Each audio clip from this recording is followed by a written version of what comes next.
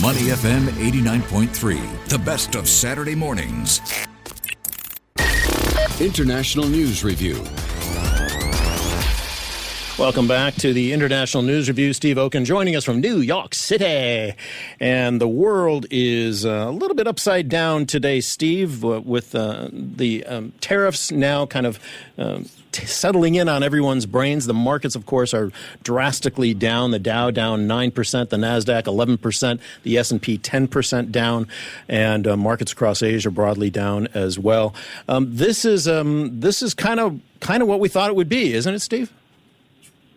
Well, it's what some of us thought it would be. And let me just say, yes, greetings from New York City. I go halfway around the world. You go to Malaysia, you take a week off. Neil goes to Indonesia, takes the week off. Not me.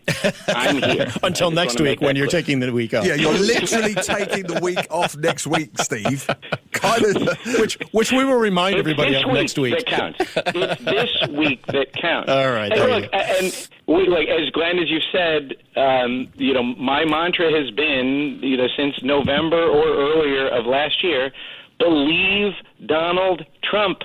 Believe what he says. He is doing exactly what he said he was going to do, and now the world has woken up to what we have been talking about, the three of us on this show, is that we are witnessing the end of the rules-based global trading system. It has taken 80 years to build this up, and he's ended it literally in one day. He ended it on what he calls Liberation Day, and we could certainly call Destruction Day.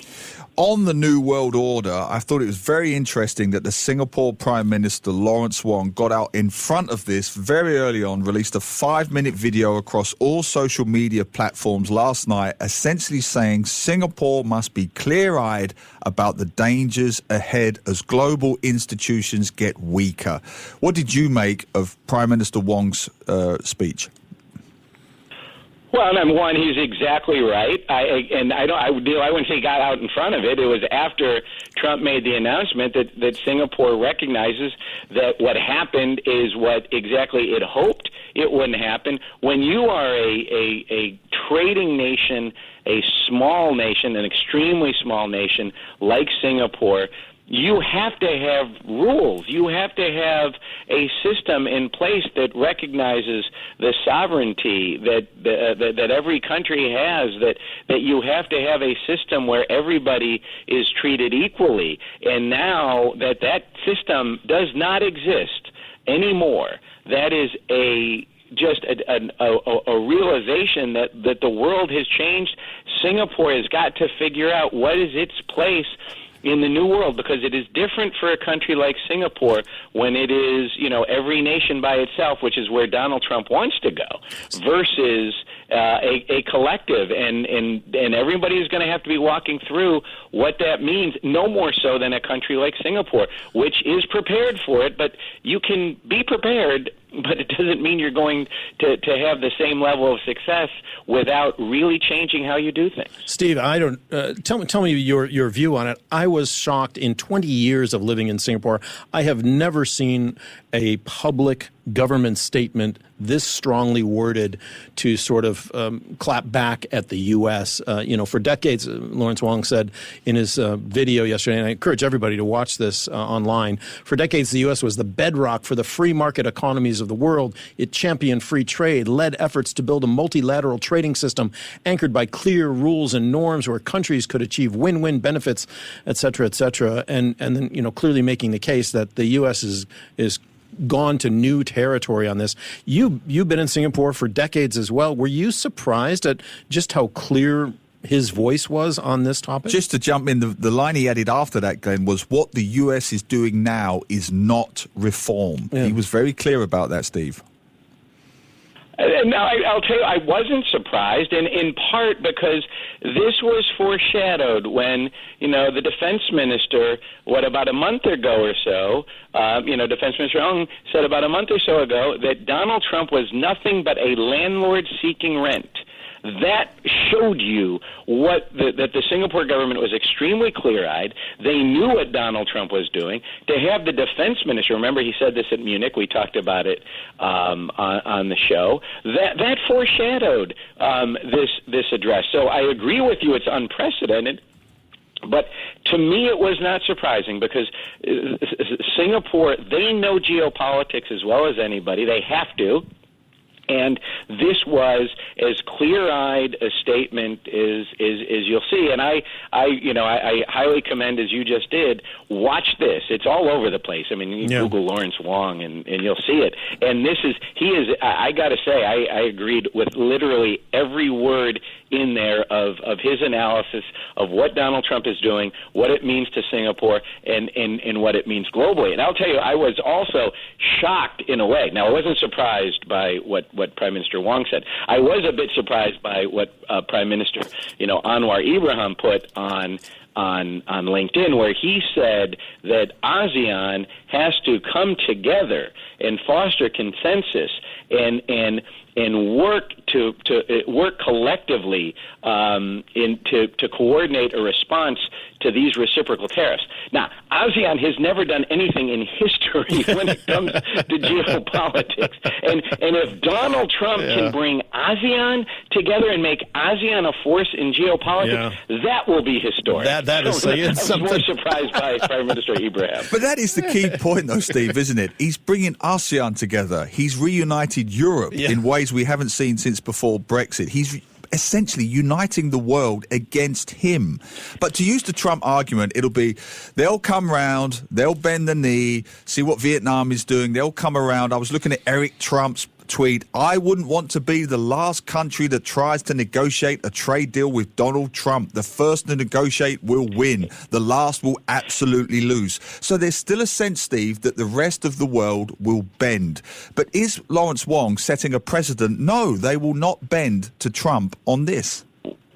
We don't know yet. And Neil, I mean, look, we talked about this last week. You and I talked about it last week. I wrote about it with Thurgood Marshall Jr. On CNN as a commentary. And this is the prisoner's dilemma. This is exactly what you just said. Will the countries come together collectively? Because the only way you can protect the international rules-based system is if there is a collective response to what Donald Trump has done. And if there isn't, and there hasn't been yet, there's been talk about it. Obviously, Ibrahim talked about it with ASEAN, the EU of Canada have talked about it, but until that happens, and what Eric Trump just outlined, the prisoner's dilemma, right, is that everybody's going to rush to Washington, they're going to cut their own deal, and when everybody works on their own, cutting their own deal, this is the definition of the prisoner's dilemma, and it keeps the United States and Donald Trump in charge of what's going to happen globally. And that's the thing that no one knows what's going to happen. You always say, well, we've never lived through anything like this. This is a historic period. This is truly a historic period. No one alive has lived through this type of economic international destruction that we're seeing. And how is it going to get rebuilt? Neil, you hit the nail on the head with the question: will there be a collective response? There hasn't been one yet. There's been talk of one. There hasn't been one yet. It's too soon. Steve, we won't go through how they did the math on these tariffs. That's been discussed a lot online, and frankly, it takes a little while to go through it. But as we look forward this week, so many countries were hit with just these unbelievable, and let's be honest, in many cases, unrealistic or unwarranted tariffs percentages based on their trade with the U.S. But leaving that aside for the moment, what should we be looking for this coming week? Is it that unified response from Europe, from Asia, from wherever, or should we be looking at how individual countries, come and contact the U.S. like Vietnam has already done?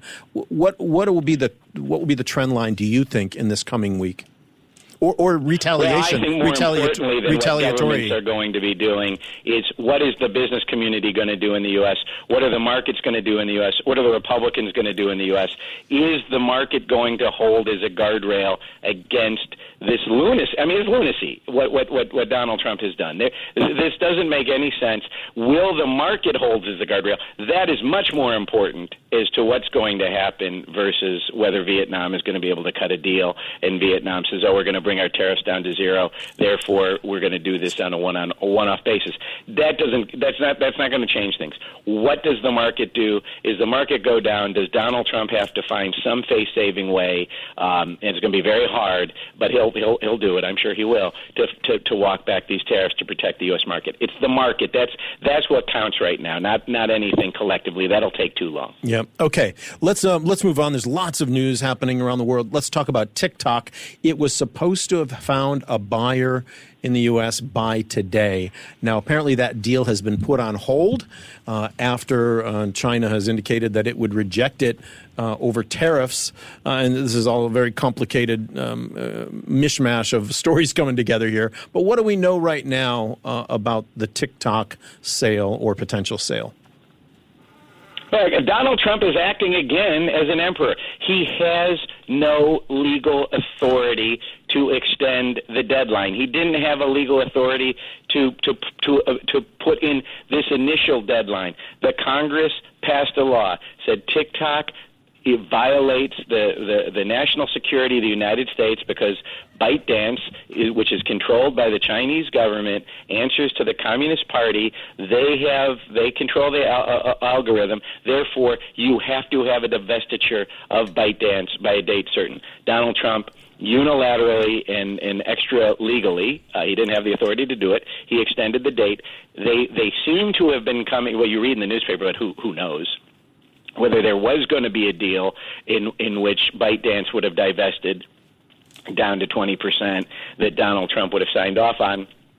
But now these tariffs are in place, and because now no one knows what anything is worth anymore, the deal is off. So Donald Trump said he's going to give another 75 days for a sale to take place, which he doesn't have the legal authority to do, but no one in the Congress seems to be challenging him. So we're still in a position of having no clue as to what's going to happen, what's going to be allowed, who are the buyers going to be. Does Donald Trump even have the authority to do this? Will the Congress step in? We don't know anything, but TikTok stays alive for another 75 days at least, and that is certainly the outcome Donald Trump wants. So we know at least that much. But beyond that, we don't have a whole lot of clarity. It's fascinating from a psychological point of view, Steve, because Donald Trump, everything has to be a win. He has to get a win from everything. But as you're saying, ByteDance hold all the cards on this one. He has no legal or moral authority to impose anything. How does he extricate himself from this with any kind of win, in inverted commas? Well, I mean, remember, Donald Trump was the president who said that TikTok was a national security threat because of the ownership of TikTok by ByteDance and because of the control that the United States has found that the Chinese government has over ByteDance, therefore over TikTok, therefore over what Americans can see and watch and where they get their news. And none of that is going to change. Now, what changed from Donald Trump's initial term to this term is that his financial advisors, his financial backers have a financial stake in TikTok, so there's that element of it. He credits TikTok for helping him win the election, so now he likes TikTok personally, even though the national security threat hasn't gone away. And that's what's changed, and there is no limit on his power right now when it comes to TikTok, because the Congress should be stepping in saying, no, this is illegal, what you are doing. And either Congress should change the law to let Donald Trump do what he wants to do, or Donald Trump should follow the law. That's the dilemma that the buyers are going to have is, am I buying something I have the authority to buy? What if the law changes? Or what if the law is upheld as it should be as opposed to what Donald Trump says it's going to be? That's part of the problem. Will the Chinese sign off on a deal as part of the problem? And tariffs throw everything, into dispute between the U.S. and China, and that supposedly is also making things murky. Steve, at what point does somebody say the U.S. is in a constitutional crisis? We've got the executive branch, which is ignoring the the voted upon laws of Congress. We've got the executive branch ignoring the courts. At what point does somebody call this what it is? It is the way the U.S. system works and is set up. We are in a constitutional crisis when the executive branch just ignores whatever they want to ignore and does what they want to do. Who's going to say that that's what's actually happening right now? Glenn, some people are where you are, and I will say I am closer to where you are on that point. Other people would say the real constitutional crisis will come when the Supreme Court definitively argues that you can't do this, and he does it anyway. And he has not ignored a Supreme Court holding against him yet. He has ignored, or arguably he is ignoring federal court orders on immigration and deportations, and that he's ignoring Congress in terms of statutes when it comes to, for example, USAID and the defunding of that. But he hasn't gone yet to the where the Supreme Court has ruled against him and he has said, you can't enforce it, good luck. We're not there yet. Some people say that will be the definition of a constitutional crisis.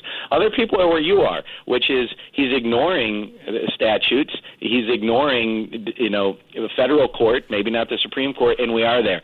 So that's the question, is where do you draw that line? But you can make the argument we're in one now in the United States. You could also make the argument we're headed towards one, but we're not there yet.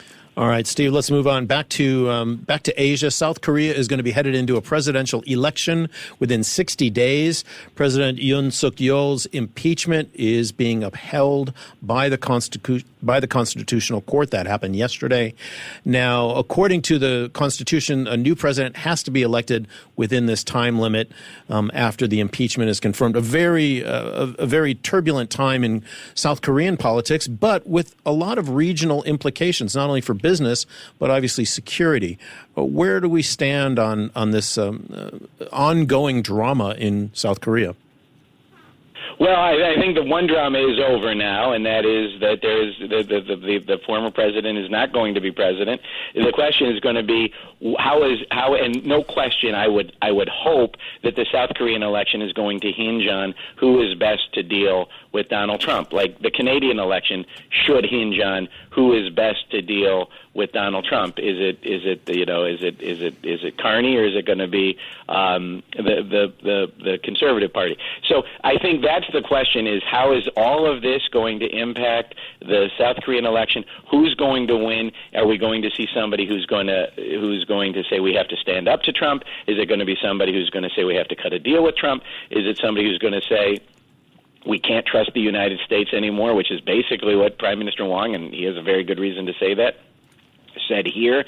And are you going to see some type of closer relationship between Japan, South Korea, and China?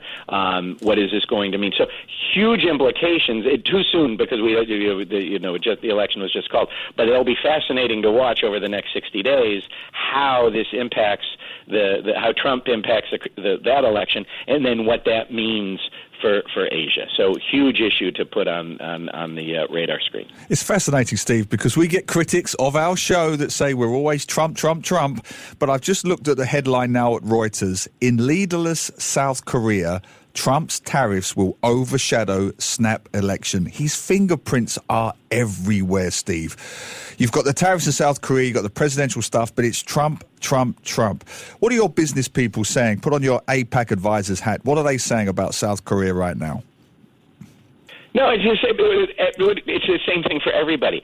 Everything is on hold because no one knows what the United States is going to do now that the tariffs are out there. No one knows what the retaliation is going to be, and you can't act because and I did an interview and it was just on where a local business here in Singapore said, well, we have to put our expansion plans on hold because are the 10% tariffs on the U.S. going to last, or are they not going to last? We don't know. Are the tariffs on Vietnam, where we source from, going to last or not last? We don't know. And so there is every market in the entire world, Neil, never forget South Korea.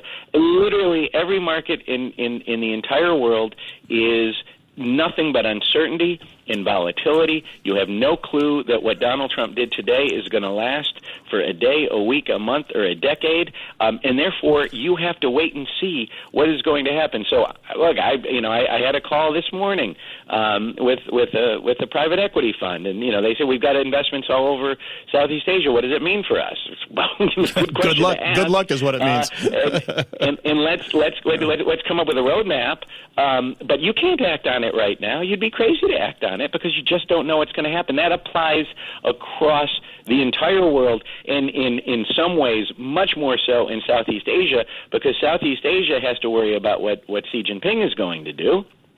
And what is China going to do? Because if China can't access the U.S. market and China starts dumping its excess capacity, and the dumping is a legal term, we're in a trade term, if China's going to dump its excess capacity into Southeast Asia, then that's going to hollow out Southeast Asia manufacturing, which they need to protect. So you could see tariffs, which are already in place from Southeast Asia, onto China being increased even more.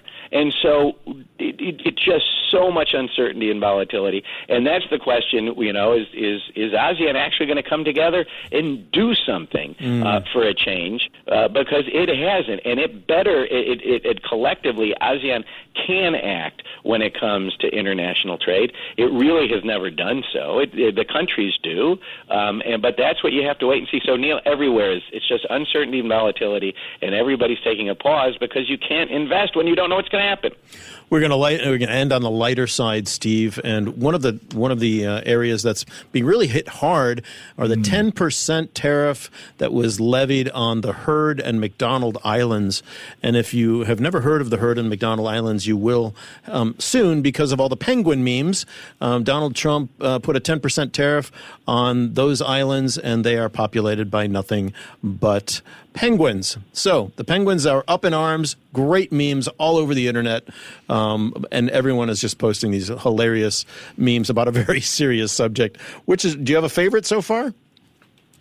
Well, I think there's a more important question and I think a serious question in a way. Why did the United States put tariffs on places that are uninhabited by human beings, inhabited by penguins, uninhabited by human beings that don't trade with the United States? So either you can blame. There's one or two explanations. Did they just put into ChatGPT, give us a place we should tariff, and this came up with it? Right. And maybe they got all of this information from ChatGPT from Neil's book. So I'm just wondering if Neil had ever mentioned the Heard Islands and McDonald Islands. More times than I care to remember. Or and actually, I really do hope this is the case, that there's some deep mole in the Trump administration that says we're going to show how ridiculous these tariffs are, that we're going to literally make up names that most of us had to Google, including myself, because I never heard of these are countries, and they're not countries, and they snuck them in there so that it sets up these memes, and my favorite memes, and I put it on my LinkedIn, and I'm something like almost 100 likes in 15,000 or whatever impressions, right? They take the picture of the Oval Office, which was the Zelensky, Trump, and Vance meeting where Trump and Zelensky were really ganging up on Vance and on Zelensky, and they replaced Zelensky with a penguin. It's just, they got the penguin talking to him, and Donald Trump says to the penguin, "I'm nice suit," and the penguin says, "I'm nude." It's just so funny. So funny. So Google penguins in Marshall Islands, or go to my LinkedIn, or do something, because there's some hilarious stuff. Just Google penguin meme tariff, and you will see. Go to the images. I think Trump's onto something. I think he's seen that documentary, March of the Penguins. There's a lot of eggs out there. There's an egg crisis in the U.S. right now. He just sees eggs, birds. That'll do. We'll eat penguins' eggs. He wants 10% of those eggs. Suffice to say, you'd like to think we have to find humor. We have to find. We're living through the destruction of the rules-based global trading system. let's at least be able to laugh at something. My money is on, there's a mole in the Trump administration who says, this is so ridiculous. I'm going to put this in there to show, it'll give people ammunition to come at us, and hopefully we'll have to take these down. Steve, thank you very much for joining us from New York City. We won't see you next week, but we will look forward to 2 weeks' time getting an update on your travels and what you're hearing from your sources in the U.S. on our next International News Review. Safe travels to you. Thank you, and thanks everybody, and congratulations, Abby Rose. I'm sorry I missed the performance, but I'm sure your dad has a video of it. Of course. All right, take care, Steve. Bye-bye. To listen to more great interviews, download our podcasts at audio.sg or download the audio app. That's AWEDIO, audio at the App Store and Google Play.